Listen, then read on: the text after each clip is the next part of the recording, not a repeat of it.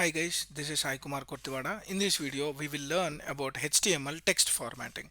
What is meant by text formatting? Text formatting is something like something special text we are adding. That means we are formatting a text. Like for example, if you have 2 power of 3, 2 subscripted with some value, like that we can have some sort of text formatting elements which can help us to format our text, and they have some proper meanings and they are also helpful whenever we are using a screen reader. For example, few people who cannot see it or who want to listen the website details, then they will be using some set of screen readers which will help us to read particular text from the websites. So there also this HTML text formatting will help us. So let me quickly jump into Visual Studio Code.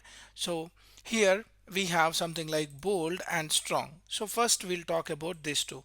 We already spoke about text formatting. Now we will concentrate on bold and strong. So actually speaking, the look and feel for this bold and strong will look in the same way. Let me go into HTML. Let me add a div, and inside this div let me add a paragraph. So here what I'll do is I will be adding two tags, where the first tag is bold tag. Hi, I am bold. And let me add a strong tag. Let me go here and add a strong tag. Put strong over here and save this. Let me go here and just reload.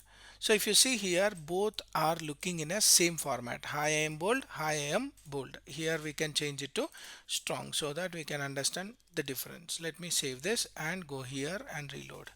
So it is same in a visualization part, but when you come to the semantic meanings, then strong is having more semantic. For example, if you have a website where you are using a bold, this bold, whenever it is used with a screen reader, that will not be stressed or emphasized whenever we are trying to use any screen readers, whereas it will give the meaning for our content which is placed inside our strong. For example, you are using a strong, it is very important. So whenever the screen reader is trying to read the content, it will stress the things to understand for the person that this is very important. So that way this is used, that is bold and strong. So strong is something like it is same like bold but with a meaningful information. So that's about your bold and strong. In the same way, we have something called as italic and something like emphasis tag. So here both looks the same way but meaning is different. Italic, it will look like a slant words, and em, that is emphasized text, it will also look in a slanting manner like italic. Let me go here and reload. Now it is in italic shape, so you are able to see the italic content over there.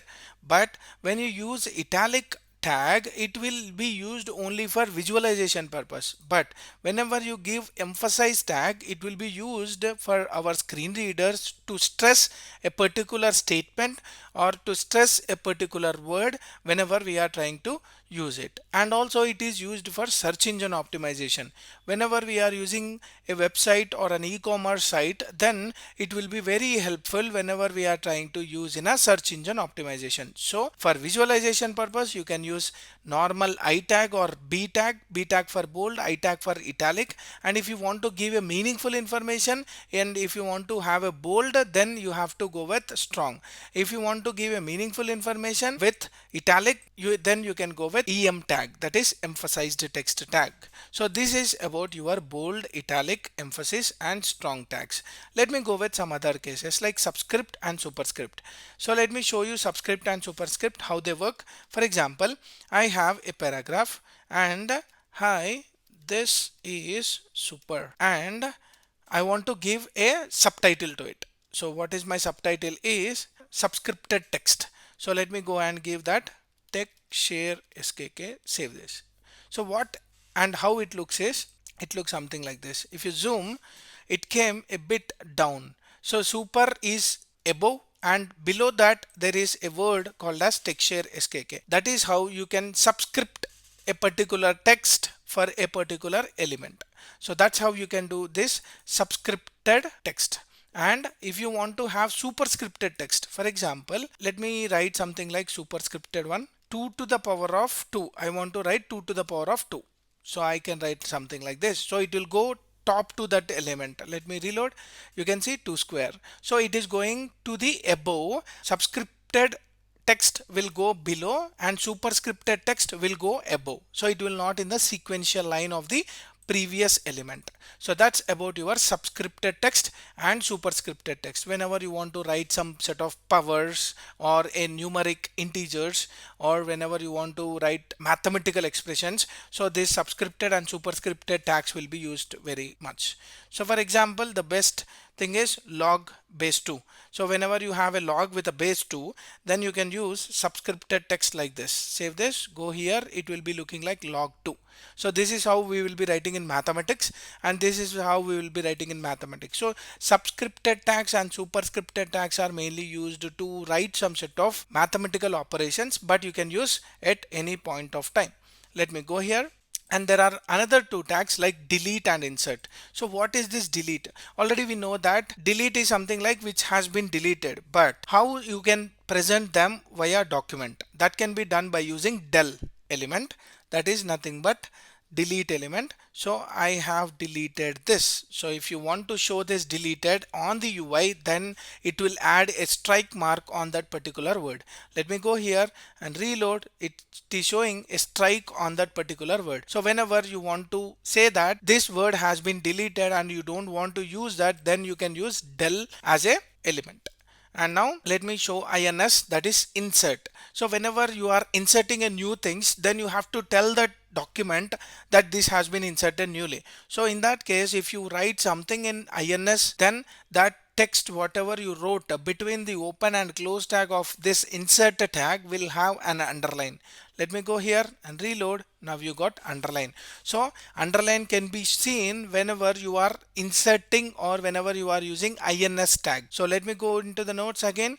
Now there is something called a small and mark. Let's talk about these two. It would be very small compared to your paragraph. Also it will be very small. Paragraph will be better, but small is very small.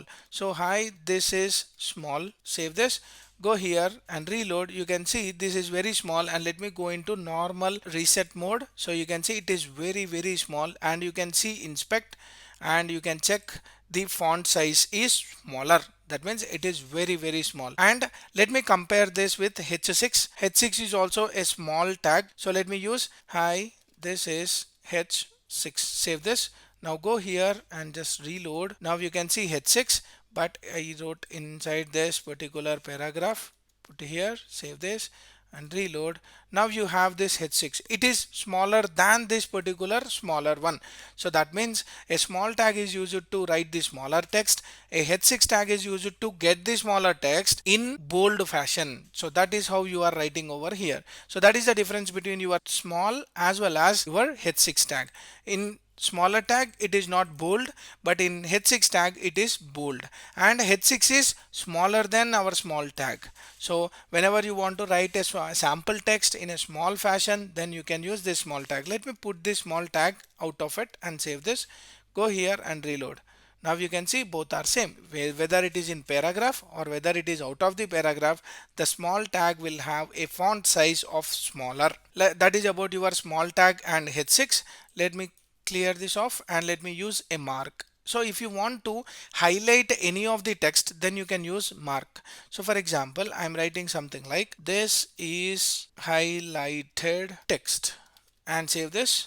Go here, just reload. If you see here, the highlighted part is in between this mark tag, and hence you are seeing the highlighted structure over there, which is a yellow color. So if you are reading any book and whenever you see some highlighted points, immediately you will pick an yellow marker and we will put that. So that is the default color for our mark tag. So that is how we can use this elements which will give a meaningful information for our content over the web page. So that's about your text formatting and meaningful tags in our HTML. That's it for this video. Hope you like my explanation. If you like my video, like, share, subscribe to my channel for more updates. Signing off. Thank you.